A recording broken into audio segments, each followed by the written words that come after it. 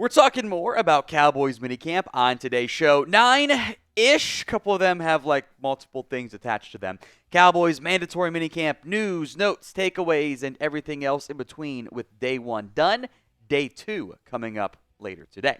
Let's begin with the impressive performance by both Dak Prescott and George Pickens. George Pickens in particular seems to be having a very strong minicamp, especially this past day.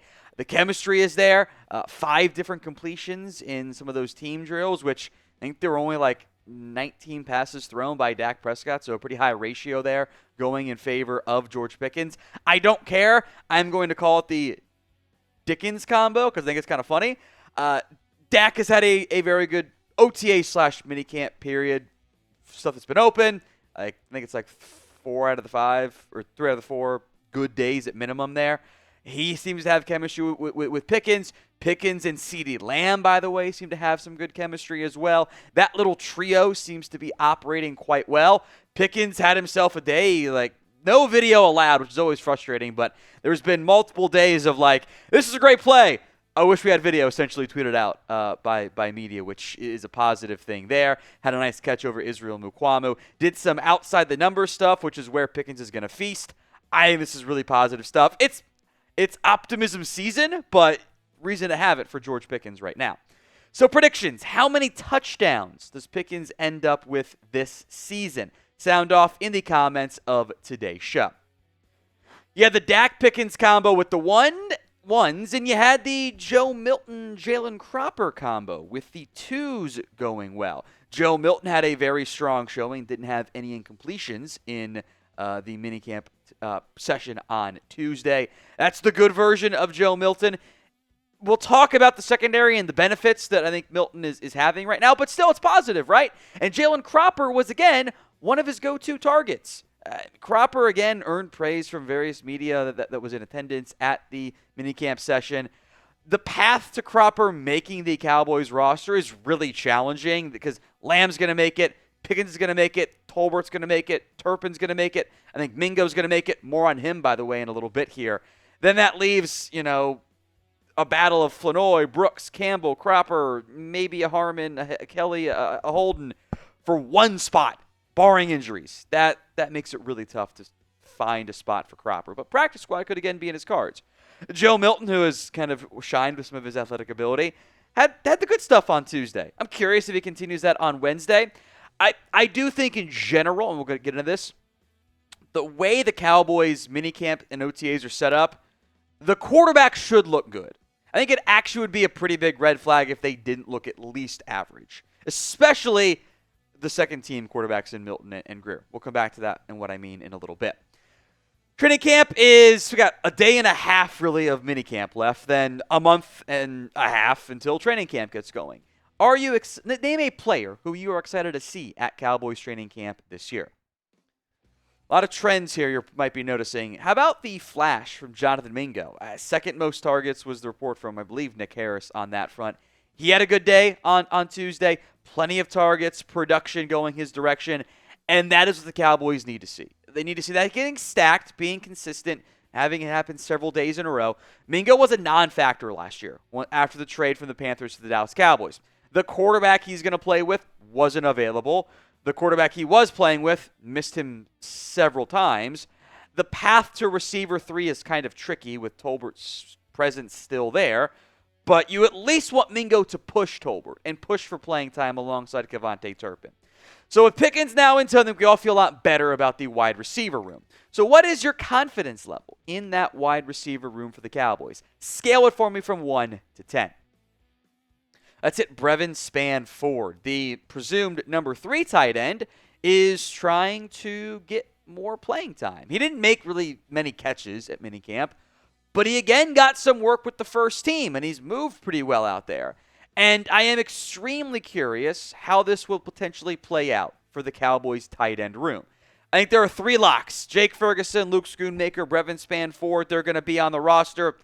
We'll see if a 4th guy makes it or not. Maybe Princeton Fant can flash with his old teammate Joe Milton at preseason training camp time. But I think with the size that Spann-Ford offers, the blocking ability he brings, I kind of think that this means more about Luke Schoonmaker.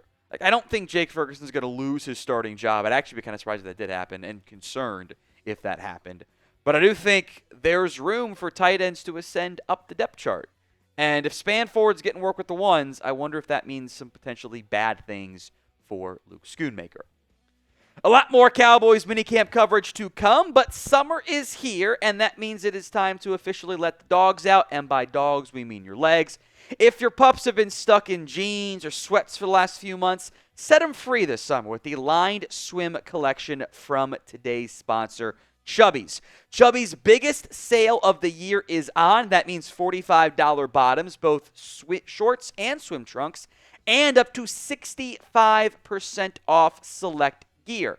It's the perfect time to donate your decade-old shorts and refresh your drawer. Give your legs the summer they deserve. The original stretch shorts can live on your legs. They're available in long, short, and way short. And they come with a relaxed fit, elastic waistband, and no fuss design. You can then pair those shorts with the performance polo, and you're good to go. For brunch, backyard party, wedding, pool time, golf course, Chubbies has you covered. So don't wait. For a very limited time, shop Chubbies' biggest sale of the year for $45 shorts and up to 65% off select gear. Hit up chubbyshorts.com/chat and grab your favorites before they're gone. If you missed the sale, don't sweat it. Use code CHAT, chubbyshorts.com/chat, for up to 20% off. Support the show. Let them know we sent you. And when that survey asks, get ready to turn some heads this summer with Chubbies. Links in the comments and the description of today's show. We're going to get to a negative here in a second, but I do want to have one positive. Again, Kaiir Elam making a pass breakup. Good. That's what you want to have, right? Another day, another PBU. Slight asterisk on this one. It did come on a free play, and probably should have been picked off as well, but it was a free play. So one of those, like, doesn't matter for the defense, but the corner made a good play, so you want to give credit on that front. But overall, not a great day from the secondary, which maybe shouldn't be a surprise. We just talked about how Dak and Pickens and Milton and Cropper and Spann-Ford all do good stuff.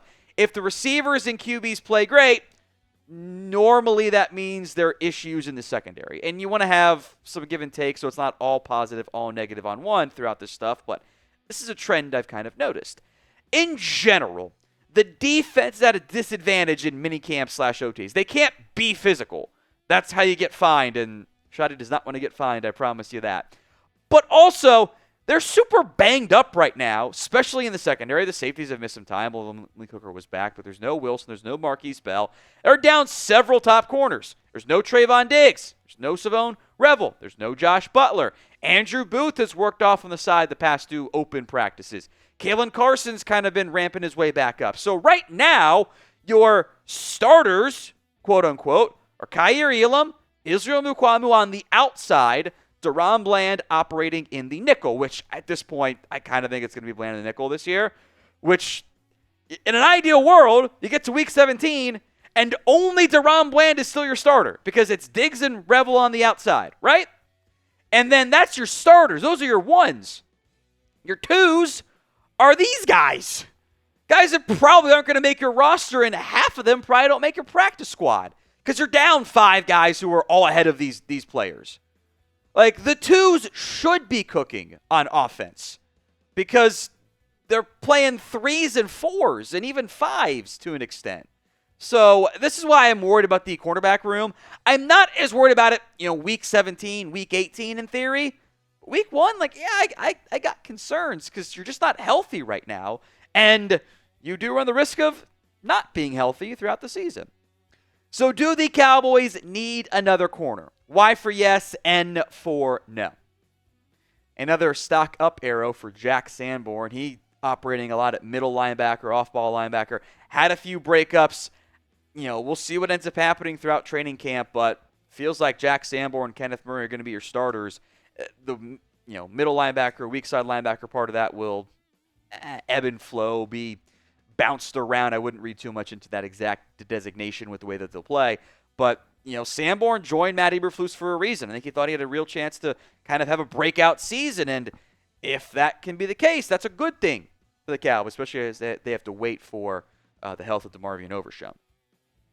We are 401 subs away from 217,000 here on the Cowboys Report. Help us get there. Hit that sub button right now. We mentioned previously how Jaden Blue's got some work on returns. With Kevontae Turpin's going to be the lead guy. I don't know if I'll ever hit it. I did see a claim that, this meant Turpin's not going to do return stuff. No, it doesn't. Looking for a backup guy.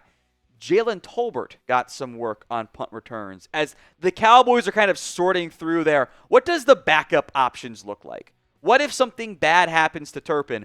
Who's back there on kick and punt returns? So Tolbert got some work on that front. One more note before we go. Not a good one. Injury note. Don't have the details yet. Maybe we'll get some today, but Robert Jones left practice on Tuesday with an apparent injury. Again, no details known as of this time. Grimace on his face. So we'll keep an eye on that one, but that's one of the candidates to be a backup guard for the Cowboys.